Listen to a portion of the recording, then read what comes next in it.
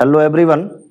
आज हम class 11th के टॉपिक वेक्टर के अगले कॉन्सेप्ट ऑर्थोगोनल यूनिट वेक्टर और उसकी प्रॉब्लम्स के साथ आपके सामने हैं। पिछले लेक्चर में हम लोगों ने ये पढ़ा था कि ऑर्थोगोनल यूनिट वेक्टर क्या होता है और उससे हम किसी वेक्टर को किस तरीके से रिप्रेजेंट करते हैं। पहले एक बार हम उसको और रिकैप करा देना चाहते हैं। आप ये देखिए कि मान लीजिए हमारे पास ये एक्सिस सिस्टम है, एक्स एक्सिस, वाई एक्सिस और Z axis. X axis, Y axis और जेड एक्सिस, और हमने स्पेस में एक कोई पॉइंट लिया हुआ है जिसका कोऑर्डिनेट ए कॉमा बी कॉमा सी है। इसका मतलब ये होता है कि अगर हम ओरिजिन से इस particular point A comma B comma C पर पहुंचना चाहते हैं तो हमको पहले एक्स एक्सिस पर ए यूनिट चलना पड़ेगा। मतलब ये कि हमने उसको लिखा है A unit on plus X axis. Plus X axis इसलिए कि इसका जो एक्स कोऑर्डिनेट है ए वो प्लस में लिया गया है। वाई एक्सिस पर हमको बी यूनिट चलना पड़ेगा, यानी कि B unit on plus Y axis, B unit on plus Y axis and C unit हमको जेड एक्सिस पर चलना पड़ेगा। इस पॉइंट पर पहुंचने के लिए हमको A unit plus X axis पर, B unit plus Y axis पर और C unit plus Z axis पर चलना पड़ेगा। अगर हम लोग इसको ऑर्थोगोनल वेक्टर्स यानी आई, जे और के कैप के फॉर्म में लिखना चाहेंगे तो हम इसको लिख सकते हैं ए आई कैप, इसको लिख सकते हैं बी जे कैप और इसको लिख सकते हैं सी के कैप। अब हम पहले ए आई कैप चले, उसके हेड से हमने बी जे कैप का टेल ऐड किया हुआ है, यानी ये ए आई कैप हो गया। मान लीजिए ए आई कैप, इसके टेल से हम लोगों ने बी जे कैप ऐड किया हुआ है और फिर इसके हेड से, चूंकि ये 3D व्यू है तो हमको एक रिजल्टेंट ये मिलेगा A I cap plus B J cap. एक रिजल्टेंट मिल गया और इस रिजल्टेंट के हेड से फिर तीसरे वेक्टर सी के कैप का टेल जोड़ा जाएगा और हमको फाइनल वेक्टर जो है ये ओरिजिन से उस पर्टिकुलर पॉइंट को ज्वाइन करने वाला वेक्टर मिल जाएगा, जिसको हम लोग रिप्रेजेंट करेंगे A I cap plus B J cap plus C K cap से। ये कॉन्सेप्ट हो गया हमारा ऑर्थोगोनल यूनिट वेक्टर का।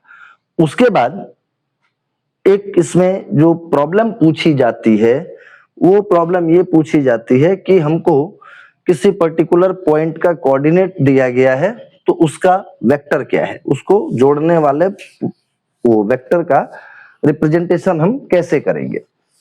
मतलब ये हुआ कि मान लीजिए हमको एक पॉइंट दिया गया 1,-2,3। लेट एक पॉइंट P है 1,-2,3 और हमसे पूछा गया कि ओरिजिन से इसको ज्वाइंट करने वाला वेक्टर, यानी that is the vector OP। इसको सीधे सीधे कैसे लिखें, तो सीधे सीधे लिखने के लिए 1 आई कैप मतलब आई कैप -2 जे कैप प्लस 3 के कैप, ये इस पर्टिकुलर पॉइंट को ओरिजिन से मिलाने वाले वेक्टर का in terms of orthogonal unit vector representation हो गया। पहला प्रॉब्लम तो ये हो गया। दूसरा प्रॉब्लम पूछा जाता है कि किसी भी वेक्टर के डायरेक्शन में यूनिट वेक्टर फाइंड आउट करना। To find a unit vector in the direction of some given vector. कहने का मतलब ये कि मान लीजिए हमारे पास एक वेक्टर दिया गया ए, ये वेक्टर है 3 I cap plus J cap plus 2 K cap. For example हमने कोई भी एक नंबर लेके और इसको एक वेक्टर के फॉर्म में रिप्रेजेंट किया है कि vector A is equal to 3 I cap plus J cap plus 2 K cap, और हमसे बोला ये गया कि find a unit vector find a unit vector in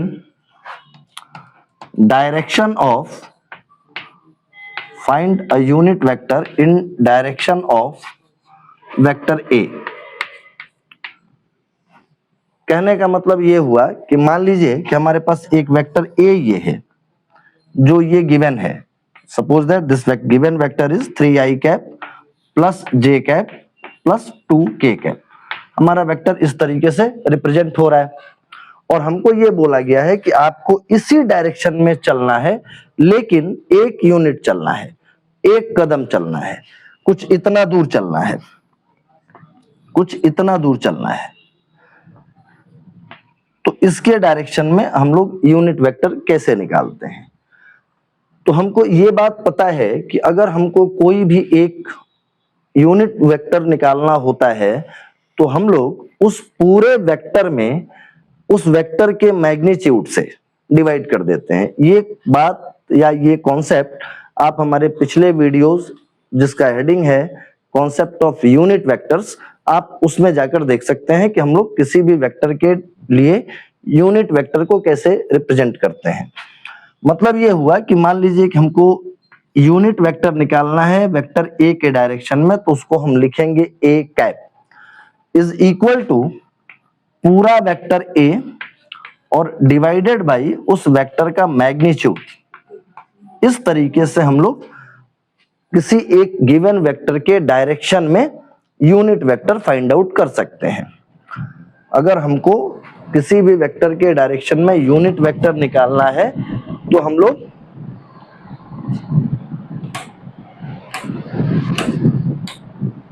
किसी भी एक वेक्टर के डायरेक्शन में अगर यूनिट वेक्टर निकालना है तो हम लोग उस पूरे वेक्टर में उस वेक्टर के मैग्नीट्यूड से भाग दे देते हैं, डिवाइड कर देते हैं। ये तो यूनिट वेक्टर का कॉन्सेप्ट हो गया। दूसरी बात ये है कि हम लोग इस वेक्टर का मैग्नीट्यूड कैसे निकालते हैं। तो ये जस्ट इसके पिछले वाले वीडियो में हम लोगों ने ये सीख रखा है कि अगर हमारे पास एक जनरल वेक्टर वेक्टर ए दिया गया है A I cap plus B J cap और प्लस सी के कैप। अभी ये दोनों सिर्फ मैं आपको कॉन्सेप्ट बता रहा हूं, अभी ये प्रॉब्लम नहीं सॉल्व कर रहा हूं, अभी मैं सिर्फ आपको कॉन्सेप्ट बता रहा हूं कि हमको इस पर्टिकुलर वेक्टर के डायरेक्शन में अगर यूनिट वेक्टर चाहिए होता है तो we have to find two things. Number one कि how to find the unit vector and how to find the magnitude of a vector, जो कि ये आई जे और के कैप के फॉर्म में लिखा हुआ है। उसका मैग्नीट्यूड हम कैसे फाइंड आउट करेंगे? तो इसका मैग्नीट्यूड होता है vector A is equal to under root of A square plus B square plus C square. यानी कि अगर दूसरे लैंग्वेज में हम इसको समझना चाहें तो मतलब ये हुआ कि अगर vector A equal to A I cap plus B J cap plus C K cap लिखा हुआ है तो उसका मैग्नीट्यूड अंडर रूट में कोफिशिएंट ऑफ आई कैप का square plus square of coefficient of J cap plus square of coefficient of K cap. यानी I का coefficient ए उसका स्क्वायर प्लस जे का कोफिशिएंट बी उसका स्क्वायर प्लस के का कोफिशिएंट सी उसका स्क्वायर। इसको ए स्क्वायर बी स्क्वायर और सी स्क्वायर के टर्म में ही याद करने की जरूरत नहीं है, या ये याद ऐसा करना ठीक भी नहीं है। हम इसको ये समझेंगे कि आई का जो कोफिशिएंट है उसका स्क्वायर। यहाँ अभी ए दिख रहा है तो ए स्क्वायर, अल्फा दिखता तो अल्फा स्क्वायर, बीटा दिखता तो बीटा स्क्वायर, यानी जो भी कोफिशिएंट हमको दिख रहा है उसका स्क्वायर लेना है। I hope it is clear कि एक वेक्टर ए जो इस फॉर्म में लिखा हुआ है उसका मैग्नीट्यूड हम लोग कैसे निकालेंगे। मैग्नीट्यूड यहाँ निकल जाएगा, पूरा वेक्टर हमको मालूम है तो हम डिवाइड करके उस पर्टिकुलर वेक्टर के डायरेक्शन में यूनिट वेक्टर निकाल सकते हैं। यानी कि अब हमारा क्वेश्चन ये है कि इस वेक्टर के डायरेक्शन में हमको एक यूनिट वेक्टर निकालना है। इसका मतलब हुआ कि इस पूरे वेक्टर में हम इस पूरे वेक्टर के मैग्नीट्यूड से अगर डिवाइड करते हैं तो जो हमको चाहिए एक यूनिट वेक्टर वो मिल जाएगा। तो देखिए कैसे निकालते हैं। इसको निकालने के लिए unit vector A cap is equal to, ये पूरा वेक्टर है 3i cap plus J cap plus 2k cap, और इसको हम लोग डिवाइड कर देते हैं इस वेक्टर के मैग्नीट्यूड से। अभी मैंने बताया कि इसका मैग्नीट्यूड हम लोग कैसे निकालेंगे, तो i का जो कोफिशिएंट है उसका स्क्वायर प्लस j का जो कोफिशिएंट है 1 उसका स्क्वायर प्लस k का जो कोफिशिएंट है यहाँ 2 उसका स्क्वायर, और इन सबका सम करके उसका अंडर रूट कर देना है। यानी कि ऊपर आ गया 3i cap plus j cap plus 2k cap, और नीचे 9 प्लस 1 प्लस 4, 9 प्लस 1 प्लस 4, यानी 9 और 1 10 और 4 14, अंडर रूट ऑफ 14। आप चाहें तो आप इसको यहां ऐसे भी छोड़ सकते हैं, और इसको आगे आप ऐसे भी लिख सकते हैं कि 3 by under root 14 I cap plus 1 by under root 14 J cap plus 2 by under root 14 के cap. This is the unit vector a cap in the direction of this given vector a। अब एक बात और आप पूछ सकते हैं या आपके दिमाग में आ सकती है कि हम ये कैसे कंफर्म करें कि ये जो रिजल्ट हमारा आया, जो आंसर आया, ये यूनिट वेक्टर ही है। तो यूनिट वेक्टर का मैग्नीट्यूड 1 होता है, ऐसा हम लोग जानते हैं। तो आप इस तरीके से इस वेक्टर को भी डील कर लीजिए।